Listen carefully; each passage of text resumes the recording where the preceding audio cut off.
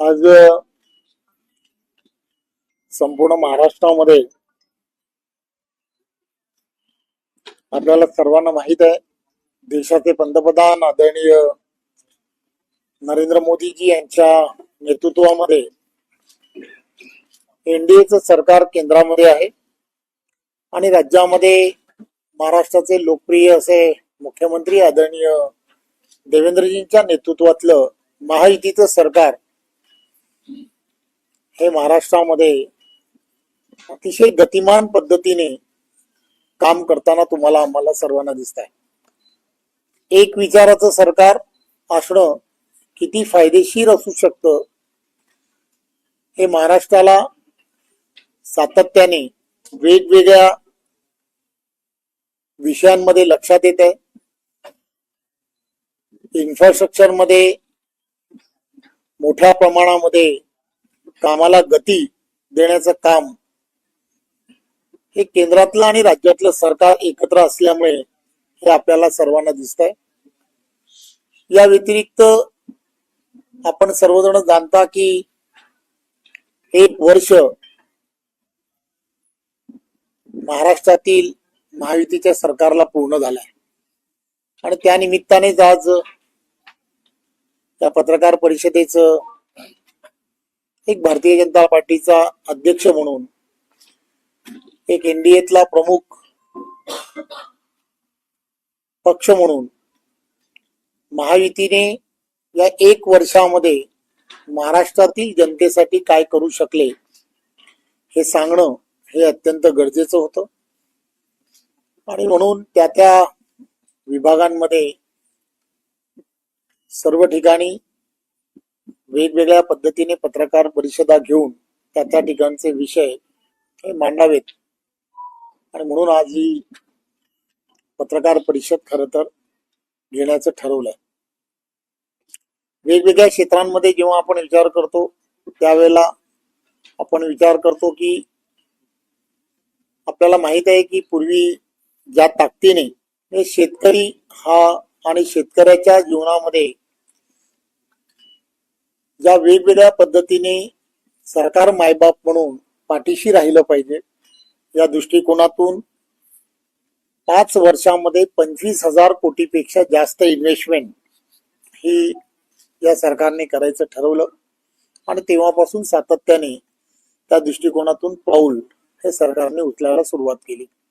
मध्यंतरीच्या काळामध्ये आपण पाहिलं असेल, अचानक पडलेला पाऊस आणि या पावसाच्या ज्या पद्धतीने कहर केला त्यामुळे शेतकऱ्यांचं झालेलं अतोनात नुकसान लक्षात घेता जवळजवळ 32,000 कोटीपेक्षा जास्त पॅकेज हे सरकारच्या माध्यमातून दिलं गेलं।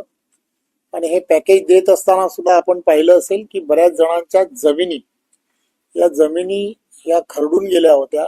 त्या खरडून गेलेल्या जमिनीसाठी सुद्धा पहिल्यांदाच सरकारने एक नव्या पद्धतीने त्याच्यामध्ये सरकारने पाठीशी राहिलं पाहिजे या दृष्टिकोनातून सरकारने त्या संदर्भातला सुद्धा निर्णय घेतला हे आपण सर्वजण जाणता। सौर या विषयामध्ये सुद्धा सरकारने अतिशय वेगळ्या पद्धतीने काम करायला सुरुवात केली।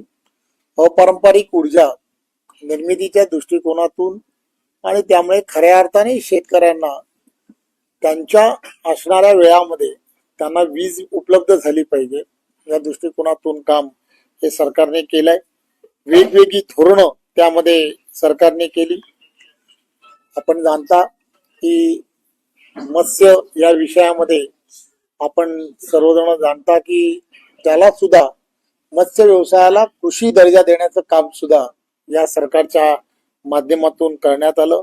पशुसंवर्धनाला सुद्धा कृषी सक्षम दृष्टिकोनातून जो दर्जा दिला गेला पाहिजे होता तो देण्याचं काम हे सरकारच्या माध्यमातून केलं गेलं।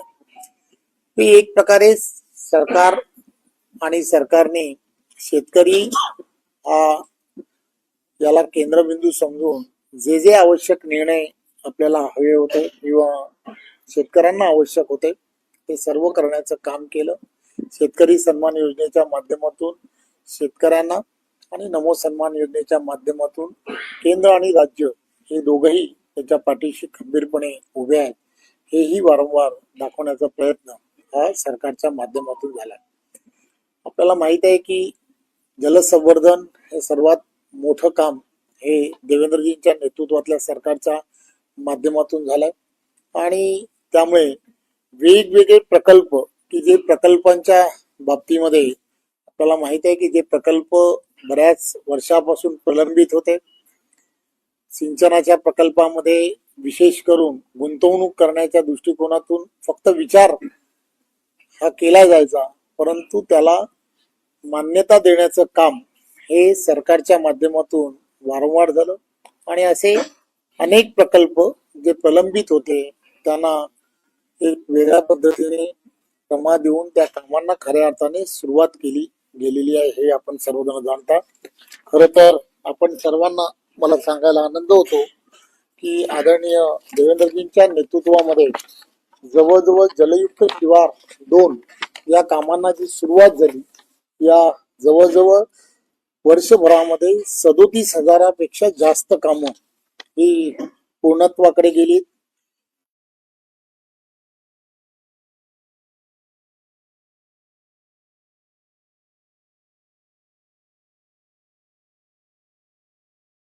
सरकारचं या 1 वर्षामधलं असणारं योगदान हे शेवटी या सगळ्या गोष्टीमध्ये एक मोठं पाऊल महाराष्ट्रामध्ये टाकण्याचा प्रयत्न केला गेला आहे. नदी जोड प्रकल्प या संदर्भात बरेच वर्ष चर्चा सुरू होती, परंतु नदी जोड प्रकल्प खऱ्या अर्थाने जर सुरू करायचे असतील तर त्यासाठी मराठवाडा ग्रीड असेल किंवा या पद्धतीने कशा पद्धतीने त्यामध्ये पुढे जाता येऊ शकतं त्याची खऱ्या अर्थाने सुरुवात जर कोणी केली असेल तर ते आदरणीय महाराष्ट्र राज्याचे लोकप्रिय असे मुख्यमंत्री देवेंद्रजी यांच्या नेतृत्वामध्ये महायुतीच्या सरकारने केलं आहे असं मला सांगायला आनंद होतो. पायाभूत सुविधा या अधिक सक्षम झाल्या पाहिजेत, वाहतुकीच्या कोंडी या शहरांमधल्या संपल्या पाहिजेत. या दृष्टिकोनातून सुद्धा काम हे सरकारच्या माध्यमातून मोठ्या प्रमाणामध्ये सुरू झालंय. आपण सर्वजण जाणता की समृद्धी महामार्गाच्या माध्यमातून एक नवा असा मार्ग जो तयार झाला तो खऱ्या अर्थाने महाराष्ट्र सरकारला समृद्धीच्या दिशेने घेऊन जाणारा साबित झाला. त्यामुळे असे काही मोठे प्रकल्प हे सर्व ठिकाणी सुरू झाले पाहिजेत या दृष्टिकोनापासून.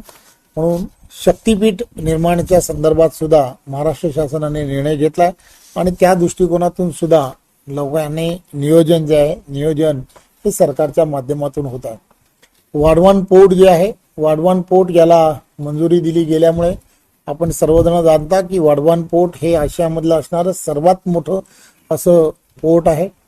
देशाचे पंतप्रधान नरेंद्र मोदीजी यांच्या नेतृत्वामध्ये या पोर्टच्या निर्मितीमध्ये फक्त ते पोर्टच निर्माण होणार नाही तर पालघर जिल्ह्याला एक वेगळ्या पद्धतीने आणि संपूर्ण देशाच्या असणाऱ्या जी आर्थिक जी आपण सुबत्ता ज्याला म्हणतो सुबत्ता आणण्यामध्ये त्याचं सर्वात मोठं योगदान हे यामध्ये होणार आहे. 10 लाखापेक्षा जास्त रोजगाराची निर्मिती ह्या वाढवण बंदर आणि त्याच्या असणाऱ्या आजूबाजूच्या जे परिसर आहे त्या परिसरामध्ये होणार आहे.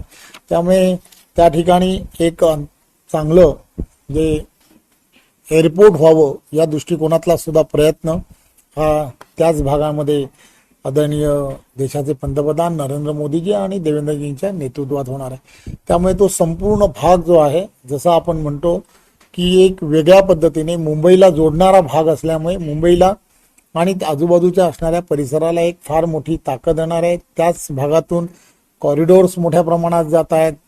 बडोदा हायवे जे आहे ते त्याच भागातून जात आहेत. त्यामुळे एक वेगळ्या पद्धतीने तिथली असणारी परिस्थिती जी आहे तिथला असणारा जनजाती समाज जो आहे त्या जनजाती समाजाला एक रोजगाराच्या फार मोठ्या संधी हा या त्यामुळे उपलब्ध होणार.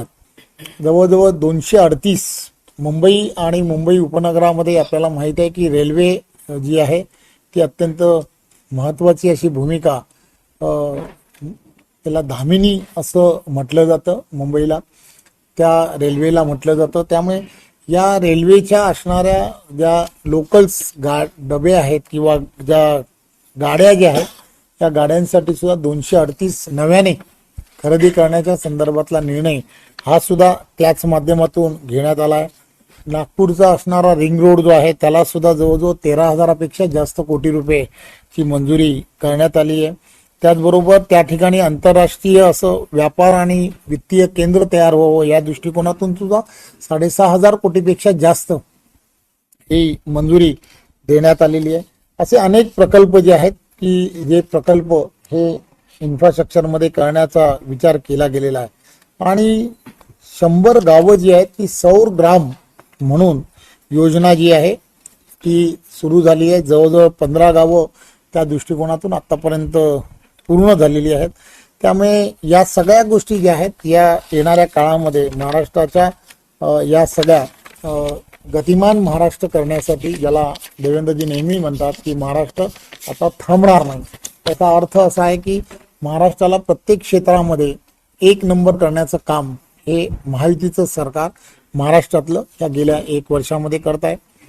लाडकी बहीण योजना जी आहे, विरोधक वारंवार सांगत होते की लाडकी बहीण योजना ही बंद होणार आहे, बंद होणार आहे. पण आपण जाणताय की देवाभाऊ नेहमीच सांगतात की मी जोपर्यंत मुख्यमंत्री म्हणून आहे तोपर्यंत या योजनेला कुठेही धक्का लागणार नाही, कारण मी तुमचा सर्वांचा लाडका देवाभाऊ आहे.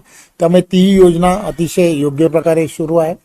राज्यामधील असणाऱ्या 10 जे जिल्हे आहेत त्या 10 जिल्ह्यांमध्ये उमेदचे मॉल तयार व्हावेत अशा दृष्टिकोनातून, महिलांचं सक्षमीकरण व्हावं या दृष्टिकोनातून सुद्धा एक विचार आणि उमेदची असणारी ही जी फार मोठी असणारी महिलांची ताकद आहे तिला खऱ्या अर्थाने बाजारपेठ निर्माण करून देणं या दृष्टिकोनातून निर्णय हा सरकारने घेतला आणि त्या दिशेने आपण कामाला सुरुवातही झालेली आहे.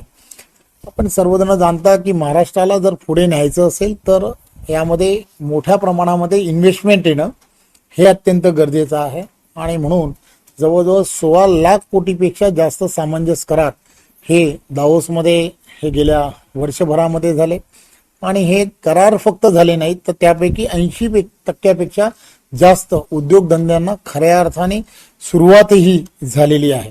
आणि त्यामुळे गेल्या पूर्ण वर्षभरामध्ये ही असणारी परिस्थिती लक्षात घेता जवळजवळ आपण पूर्ण देशभरामधली असणारी सर्वात जास्त FDI ज्याला म्हणतात इन्व्हेस्टमेंट जी आहे की एक वातावरण पूर्णच्या पूर्ण महाराष्ट्रामधलं हे उद्योगधंद्यांसाठी पोषक असल्यामुळे मोठ्या प्रमाणामध्ये उद्योगधंदे हे महाराष्ट्रामध्ये यायला सुरुवात झालेली आहे आणि या सुरू झालेल्या या उद्योगांच्या माध्यमातून जवळजवळ 1.5 लाखापेक्षा जास्त लोकांना रोजगाराच्या संधी खऱ्या अर्थाने प्राप्त झाल्या आहेत हे मला सांगायला आनंद होतो. आपण सर्वजण जाणता की या सगळ्या विषयांमध्ये सुद्धा पोलीस भरती हा विषय हा अत्यंत महत्त्वाचा विषय होता आणि म्हणून राज्यभरामधले गेल्या वर्षभरामध्ये 45,000पेक्षा जास्त लोकांना रोजगाराची पोलीस भरती ही करण्यात आलेली आहे. त्या व्यतिरिक्त आपण वेगवेगळे डिपार्टमेंट्स आहेत, या डिपार्टमेंटमध्ये नरेंद्र मोदीजींच्या नेतृत्वामध्ये सातत्याने सांगितलं जात होतं की शासकीय नोकऱ्या ज्या आहेत त्या नोकऱ्यांमध्ये जी ज्या ठिकाणी आपल्याला भरती करता येऊ शकते त्या ठिकाणी भरती करावी असं गेल्या सांगितलं. त्यामुळे वेगवेगळ्या डिपार्टमेंट्समध्ये सुद्धा वेगवेगळ्या पद्धतीने भरत्यांचं TCSच्या माध्यमातून किंवा कुठेही ज्याला म्हणतो की पारदर्शकता ठेवून सर्व भागांमध्ये मग त्या महानगरपालिका असतील किंवा वेगवेगळ्या असणाऱ्या शासकीय ज्या नोकऱ्या होत्या ज्या प्रलंबित होत्या त्या सर्व ठिकाणी सुद्धा एक चांगल्या पद्धतीने पारदर्शकपणे त्या ठिकाणी नोकऱ्यांच्या संधी ही तरुणांना मोठ्या प्रमाणामध्ये मिळत आहेत हे मला सांगायला आनंद होतो. नवी मुंबई या भागामध्ये एक विद्यापीठ 5 परदेशी विद्यापीठांचे करार झालेले आहेत आणि त्या ठिकाणी एज्युकेशन सिटी म्हणून येणाऱ्या काळामध्ये नवी मुंबई हा जो भाग आहे तो भाग येणाऱ्या काळामध्ये आपल्याला सर्वांना पाहायला मिळाला. तरुण शेकडो तरुण हे शिक्षणाच्या निमित्ताने बाहेर असणाऱ्या काही प्रमुख युनिव्हर्सिटी ज्या आहेत त्या युनिव्हर्सिटीमध्ये शिक्षणासाठी जात असतात.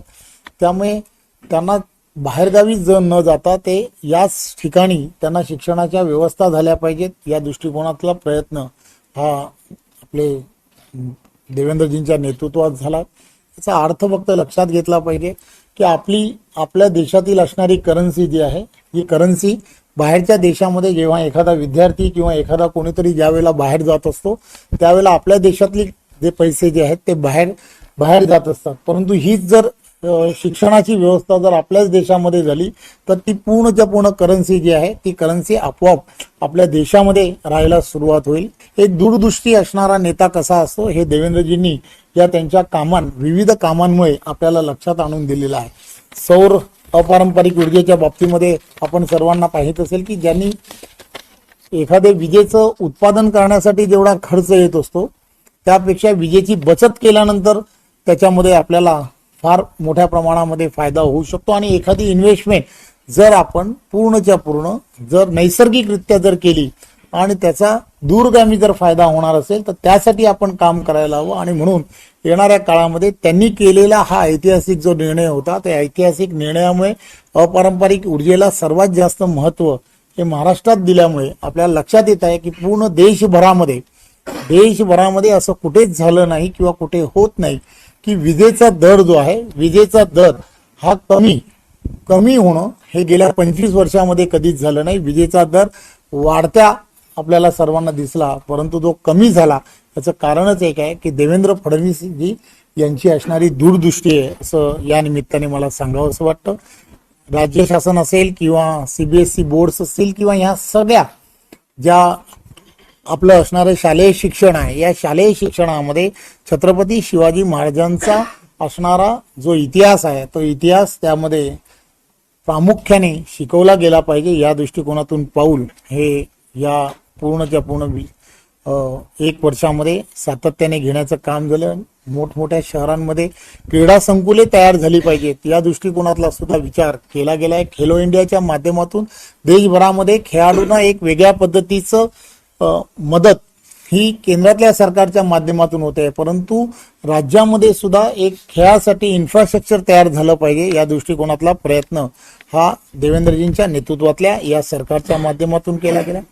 आपल्याला माहित आहे की अहिल्याबाई होळकर यांची 350वी जयंती ही मोठ्या उत्साहामध्ये सर्व महाराष्ट्रामध्ये आणि पूर्ण देशभरामध्ये झाली.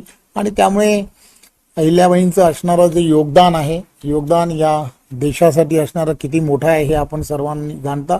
आणि त्या दृष्टिकोनातून जवळजवळ 5,500 कोटीपेक्षा जास्त त्यांच्या तीर्थक्षेत्र जी आहेत त्यांनी ज्या ठिकाणी वेगवेगळ्या पद्धतीने कामाला केली किंवा ज्या मंदिरांचा जीर्णोद्धार केला ज्या ठिकाणी विहिरी बांधल्या किंवा जे त्यांनी त्यावेळच्या काळामध्ये केलेलं काम होतं त्या सर्व भागांमध्ये त्या विशेष असा निधी देण्याचं काम हे या सरकारच्या माध्यमातून केलं गेलं आहे.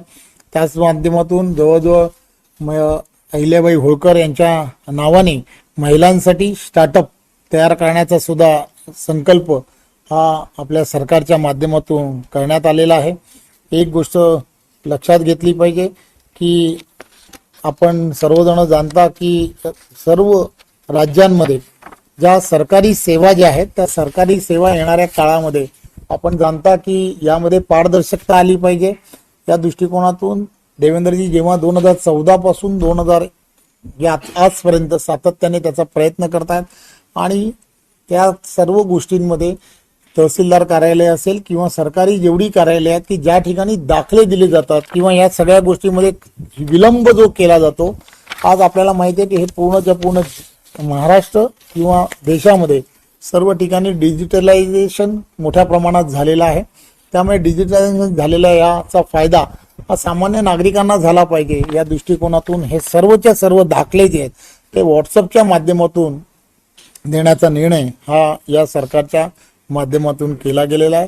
सेवा क्षेत्रांमध्ये अतिशय चांगलं काम उभं राहिलं पाहिजे आणि नागरिकांची जास्तीत जास्त सेवा ही नागरिकांना उपलब्ध झाली पाहिजे म्हणून सरकार कटिबद्ध आहे आणि सरकार त्या दृष्टिकोनातून वेगवेगळ्या पद्धतीने डिजिटायझेशन पद्धतीने किंवा जास्तीत जास्त लोकांना कमीत कमी या सगळ्या व्यवस्थेमधून कमीत कमी त्रास कसा होईल या दृष्टिकोनातला प्रयत्न हा सरकारच्या माध्यमातून केला जातोय.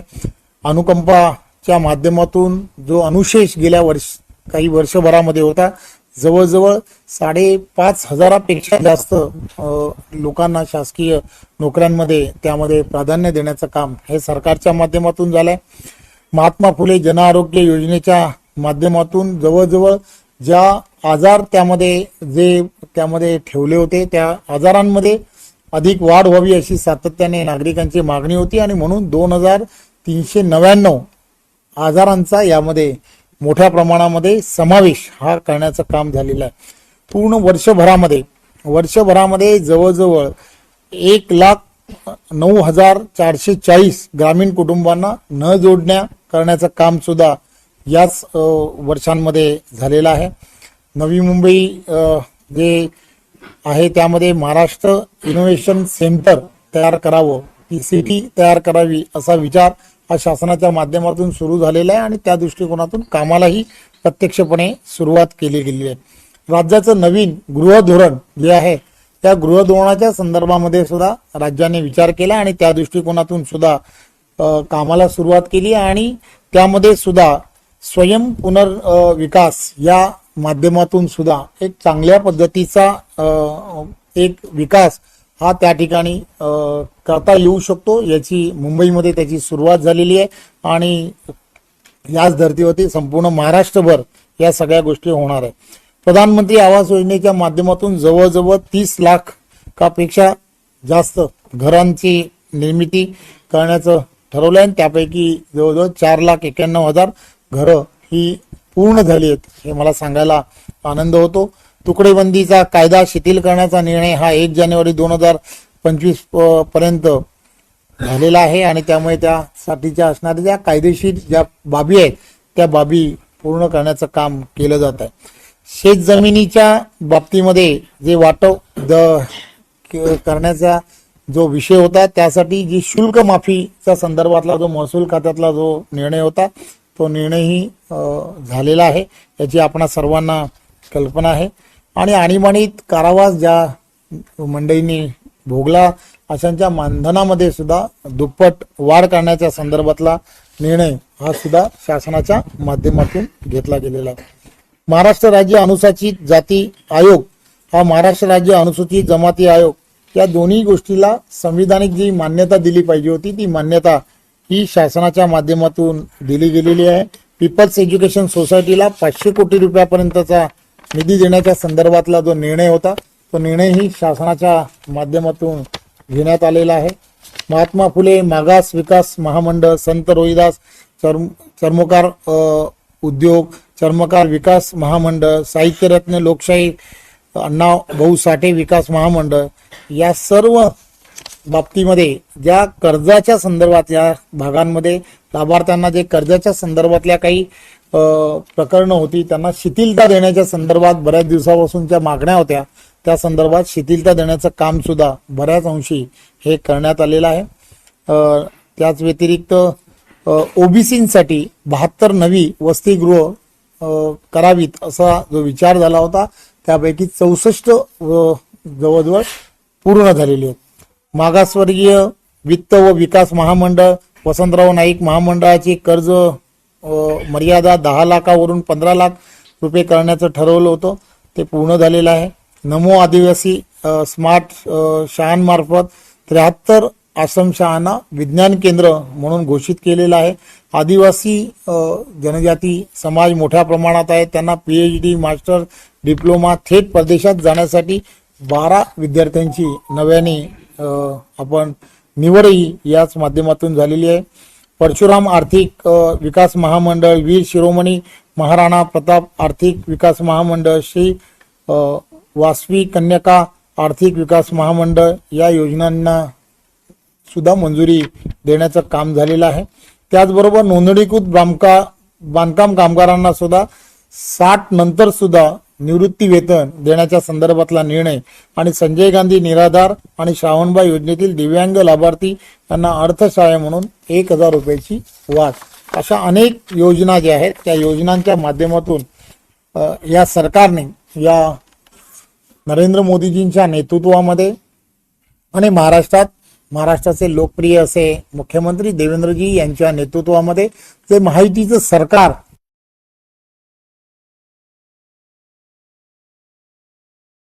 या सगळ्या गोष्टीला 1 वर्ष आपल्या सर्वांच्या सहकार्यामुळे हे पूर्ण झालेले आहे. महाराष्ट्राला येणाऱ्या 2029 पर्यंत आपल्याला अधिक गतिमान करणं हे अत्यंत गरजेचं आहे आणि त्यामुळे त्यांनी जे योजलं आहे की महाराष्ट्राला प्रत्येक क्षेत्रामध्ये आपल्याला एक नंबर करायचा आहे आणि त्यासाठी ते सातत्याने दिवसाचा रात्र करतायत. 24 तासांपैकी 18 तास जवळजवळ ते महाराष्ट्रातील जनतेसाठी देण्याचा सातत्याने प्रयत्न करतायत. माझी आपणा सर्वांना विनंती आहे की या 1 वर्ष त्यांच्या या कारकीर्द पूर्ण महायुतीच्या या कार्यकाळाला पूर्ण झालेला आहे.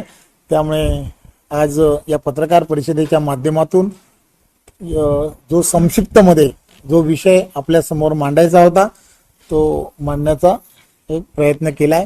त्याबद्दल आपण सर्वांनी शांतपणे हा विषय ऐकून घेतलात त्याबद्दल मी आपण सर्वांचं मनपूर्वक धन्यवाद देतो. आणि तुमचा आवडता विषय पुढचा सांगतो ना, ह्याच्यापेक्षा दुसरा एक आवडता विषय आहे, कारण मला लग्नाला पण जायचं.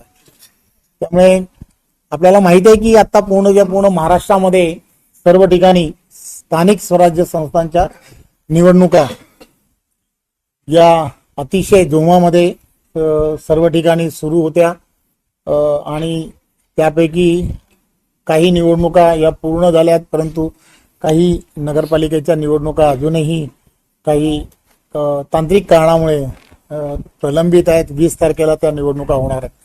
परंतु या सगळ्या गडबडीमध्ये निवडणूक असते, निवडणुकीच्या प्रचारामध्ये अनेक आरोप प्रत्यारोप अशा सगळ्या गोष्टी होत असतात आणि तशा होणं हे स्वाभाविकही असतं.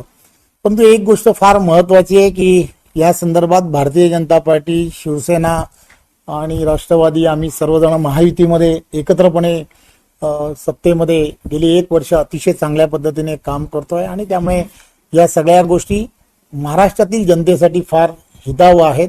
हे मी आत्ताच सांगितलेल्या विषयामुळे आपल्याला लक्षात येतं. त्यामुळे येणाऱ्या काळामध्ये राज्यामधलं आणि केंद्रातलं सरकार अतिशय सुरळीतपणे 2029 पर्यंत चाललं पाहिजे, ही धारणा पूर्ण महाराष्ट्रातील जनतेची आहे आणि हीच धारणा भारतीय जनता पार्टीची सुद्धा आहे.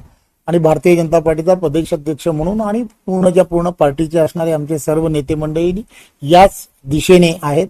परंतु एक गोष्ट लक्षात घेतली पाहिजे की काही दिवसा अगोदर काही घटनाक्रम असेच होत राहिले की त्या घटनाक्रमांमुळे काही ना काहीतरी विषय पुढे जात राहिले.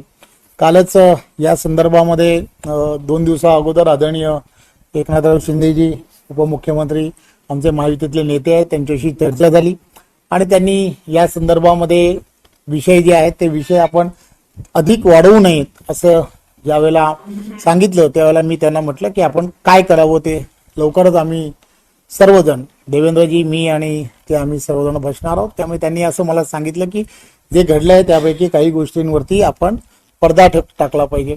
त्यामुळे कल्याण डोंबिवली आणि हा सगळा जो भाग आहे जरा एकदम अतिशय संवेदनशील आहे. त्यामुळे त्या संवेदनशील भागामध्ये काही प्रवेश हे शिवसेनेकडून काही प्रवेश घेण्यात आले. त्यामुळे मग त्या दृष्टिकोनातून भारतीय जनता पार्टीने सुद्धा काही प्रवेश त्या संदर्भात घेतले. काही चर्चा येणाऱ्या काळात करणं हे अपेक्षित आहे. त्यामुळे त्यामध्ये एक युवा नेतृत्व आहे अभिजित थरवळ म्हणून, त्याचा प्रवेश घेतल्यानंतर थोडंसं अधिक त्यामध्ये तीव्रता जाणवली. त्यामुळे असे काही प्रवेश उल्हासनगर मधले असणारे काही प्रवेश, कल्याण डोंबिवली मधले असणारे शिवसेनेमधले काही प्रवेश, आमचे भारतीय जनता पार्टी मधले असणारे प्रवेश, या सर्व गोष्टींबद्दल थोडीशे आक्षेप सर्व बाजूने दोन्ही बाजूने दिसत आहेत. त्यामुळे त्या संदर्भात वरिष्ठ मंडळी सगळेजण बसतील असं आम्ही सर्वांनी ठरवलंय. त्यामुळे या सगळ्या गोष्टीची चर्चा 100% होईल आणि तूर्तता या सगळ्या गोष्टीवरती पडदा पडला पाहिजे. यानंतरच्या काळात महाराष्ट्रातील असणाऱ्या सगळ्या भारतीय जनता पार्टी, शिवसेनेतील सर्व कार्यकर्त्यांनी आणि पदाधिकाऱ्यांनी आपापसामधले असणारे कोणालाही घेऊ नये अशा पद्धतीचा हा निर्णय आम्ही आता सध्या शिंदेसाहेब असतील, देवेंद्रजी असतील आणि आम्ही भारतीय जनता पार्टीचे आणि आम्ही सगळेजण राजकारणामध्ये असणारे बरेच वर्षाचे एकत्र काम करणारे कार्यकर्ते, महायुतीमध्ये करणारे कार्यकर्ते आहोत. त्यामुळे आम्ही सर्वांनी मिळून असा निर्णय घेतलाय. त्यामुळे लवकरच अधिवेशन काळामध्ये कधीतरी एक दिवस जे प्रवासामध्ये किंवा कसं ना काहीतरी बसून या सगळ्या गोष्टीची चर्चा होईल. परंतु महाराष्ट्राला येणाऱ्या काळामध्ये गतिमान करण्यासाठी देवेंद्रजींच्या नेतृत्वामध्ये एक चांगल्या पद्धतीने महाराष्ट्रातील जनतेला जे आवश्यक आहे ते करण्याचा निर्णय हा आम्ही सर्वांनी घेतलेला आहे. धन्यवाद. चला. पैशांची कमी लाडकी बहीणमुळे पैशावर मोठा आर्थिक भेद आहे, कर्ज घेण्याची पाय या असताना प्रकल्प मोठ्या प्रमाणात राबवले गेले, कसं नियोजन होणार आहे? एक गोष्ट लक्षात काय घेतली पाहिजे, मी जसं म्हटलं तुम्हाला की देशाचे पंतप्रधान नरेंद्र मोदीजी यांच्या नेतृत्वामध्ये आणि महाराष्ट्रामध्ये आदरणीय देवेंद्रजींच्या नेतृत्वातलं महायुतीचं सरकार आहे. केंद्रातलं सरकार ठामपणे पूर्णच्या पूर्ण ताकदीने ज्यावेळेला महाराष्ट्रातील सरकारच्या पाठीशी उभं राहत आहे, त्याचा अर्थ काय, तर याचा अर्थ एकदम साफ आहे की केंद्रातलं सरकार महाराष्ट्रातल्या सरकार बरोबर आहे. त्यामुळे पूर्णच्या पूर्ण ताकदीने महाराष्ट्रातील असणारे सर्व प्रकल्प, सर्व योजना या चालू राहतील आणि महाराष्ट्रातील जनतेची सेवा करण्याची संधी आपण महायुतीच्या सर्व देवेंद्रजींच्या नेतृत्वातल्या सरकारला दिली आहे. त्यामुळे देवेंद्रजींच्या नेतृत्वात दूरदृष्टी असणारं नेतृत्व आहे. त्यांना पुढे काय होणार आहे आणि महाराष्ट्राला काय आवश्यकता आहे याची कल्पना आहे. त्यामुळे ते महाराष्ट्राला त्या दिशेने घेऊन जातील. झालेला होता मतदान संपायला काही वेळ आणि 100 जणांवर सेना भाजपच्या पदाधिकारी गुन्हे दाखल झाले. मी मगाशीच माझ्या सांगण्यामध्ये मी हे सांगण्याचा प्रयत्न केला, निवडणुका असतात, निवडणुकांना निवडणुकीसारखं घेतलं पाहिजे आणि निवडणुका संपल्यानंतर सर्व विसरलं पाहिजे. महामार्ग व्हायला रेडी बंदराला आणि जोड्याची या संदर्भामध्ये तो प्रकल्प जो आहे तो प्रकल्प आणि या संदर्भात देवेंद्रजी अतिशय चांगल्या पद्धतीने त्याचा सर्वांचा विचार करतायत आणि महाराष्ट्राला शक्तीपीठ हा किती आवश्यक आहे याची आपणा सर्वांना कल्पना आहे. त्यामुळे ज्या ज्या ठिकाणी आवश्यकता आहे प्रकल्प ज्यावेळेला असे केले जातात त्यावेळेला त्याचा सर्व बाजूने विचार केला जातो. उद्योगधंद्यांना त्याचा कसा फायदा होणार आहे, तिथल्या नागरिकांना त्याचा कसा लाभ होणार आहे, त्यामुळे सर्व बाजूने त्याचा विचार करून तो मार्ग हा महाराष्ट्राला आणि महाराष्ट्रातील असणाऱ्या आणि विशेष करून विदर्भापासून कोकणापर्यंतच्या असणाऱ्या प्रत्येकाला समृद्धीला कसा घेऊन जाईल याचा त्याच्यामध्ये विचार केला जातो. धन्यवाद.